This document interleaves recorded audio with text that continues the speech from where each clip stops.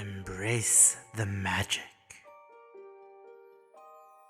Greetings, fellow wizards. Today we're going to talk about the 5 worst archetypes in Wrath, according to my opinion, which is subjective. But I believe you'll agree that these are less popular archetypes. And before we start, just to qualify what I believe is a bad archetype, is if it's worse than the base class, if it swaps good features for bad ones, and if it's not effective at higher difficulties. Also, to make the video more interesting, I'm actually going to try to make the archetype good. So let's see if I can make it happen and maybe even take the archetype out of this list. So at number 5 we have the Imitator Slayer, and it loses 3 sneak dice, 3 Slayer talents, and a study target in order to get this imitation ability, which gives you fighter stance, which basically just gives you back your attack bonus that you lost from study target. Barbarian stance gets you some temp HP, a crap damage reduction, and uncanny dodge that you could get from Slayer talents. Rogue stance is also giving you back sneak attack, maybe adding a little bit more, but you already lost 3 sneak dice just from taking this archetype. And the one that I find the most interesting is the monk stance, which gives you half intelligence modifier to AC. The unarmed attacks, whatever, you could just go monk. But the monk stance, I believe, is the more interesting option. If you have a really high intelligence, you can actually dip in this archetype and get something like plus 19 to AC. Still, every time you activate the ability, it only lasts 1 minute. Pass. Okay, so initially I thought Demon Dancer's Call was pretty bad, since you lose out on 3 rage powers, and you're forced to take the Fiend Totem. But then I realized that it gives a pretty potent bite attack, and later on you can still pick up with the extra rage powers all the Beast Totem line and the lethal accuracy and lethal stance. And since you can stack both totems with this archetype, that means you have pretty much everything a Skald wants, as well as a very strong bite attack for everyone.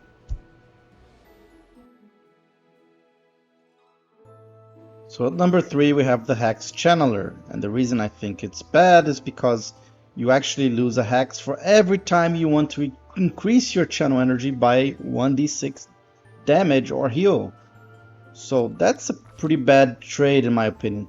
So I decided to go all the way and just pick every single hex as a channel. As well, you can use 3 extra hexes for even more channel as well. And I also got the Mythic Channeling. So I made a build that has high charisma and high intelligence. And the result here is okay-ish damage, but you can only use it once a turn, unless you find a way to use it as a move action. Skip. So at number 2, the Forester loses Animal Companion in order to get favored terrains, terrain expertise, and camouflage. And as for favorite terrain and camouflage, like, are you trying to be an assassin without assassinate? And favorite terrain is mostly whatever, a bit more initiative, I guess. As for terrain expertise, it lets you treat anyone in your terrain as favored enemy. However, it only gives you a +2 bonus. So I don't know if this is intentional or not. Why didn't you roll a Demon Slayer instead? As honorable mention, we have the Standard Bearer Cavalier, and you get a delayed Animal Companion that only comes at level 5, but you get Banner at level 1. Hooray! Probably not worth it. You also lose Mighty Charge, which is a decent Cavalier ability for Banner of Solace. We will see if that is worth it or not. But more importantly, look at the capstone. I don't think I have ever seen such a bad capstone at level 20 in my life in any edition of any RPG. This is just... wow.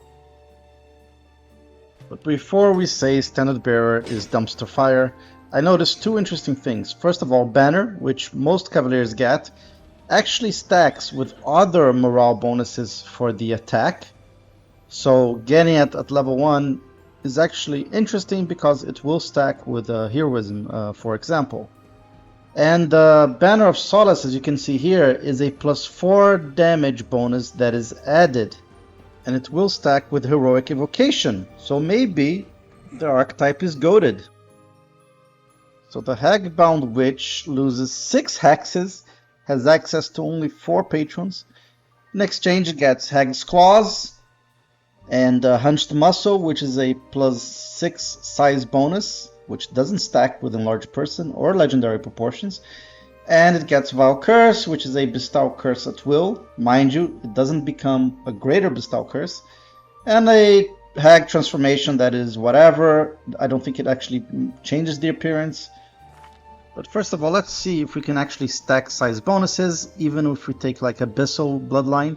And it forces my character to be big, and still it does not work. So yeah, no size bonus stacking. Another idea I had was basically dipping Hexcrafter Magus in order to spell strike Bestow Curse, but that didn't work either. And to top it off, if you want to be a hag, there's 2 better archetypes for you. If you want to use the claws, there's the Hag Riven, and if you want to use magic, there's the Hag of Gyrona.